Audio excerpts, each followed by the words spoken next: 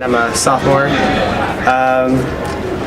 My freshman year English class was probably one of the hardest classes I ever took, but it probably helped me out the most because it was a whole new way of thinking.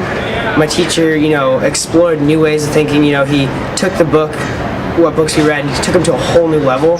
He was probably the most intellectually stimulating teacher I've ever had because he'd take a new look at what you think it was and then he'd explain it to you. So it just opened a whole new way of thinking that I think helped me for the rest of it's going to help me for the rest of my career, high school career. I'm a junior, and the most memorable experience of my freshman English class was the chance I got to present my essay to the class and receive constructive criticism.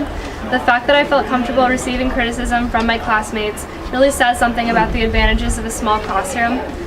I fondly remember our desk arranged in a circle in my teacher's classroom. I almost felt more comfortable expressing opinions then than I do now. This is probably an effect of a classroom almost twice the size. Smaller sized freshman English classes gave me confidence in my writing and helped me integrate into high school.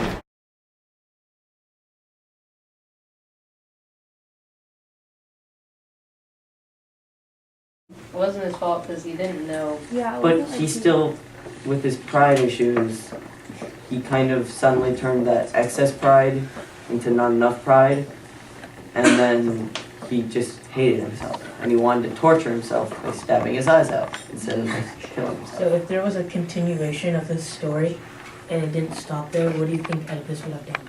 I think he would have become a beggar on the street in another city. Going back onto what Kelly said about Lady Macbeth and Macbeth being like an allusion to Adam and Eve, I'm gonna politely disagree because I believe that Lady Macbeth, unlike Eve, wasn't corrupted by the snake or the devil. She was completely separate, and she was actually more of the snake in the Macbeth situation because she was actually the one who was corrupting Macbeth.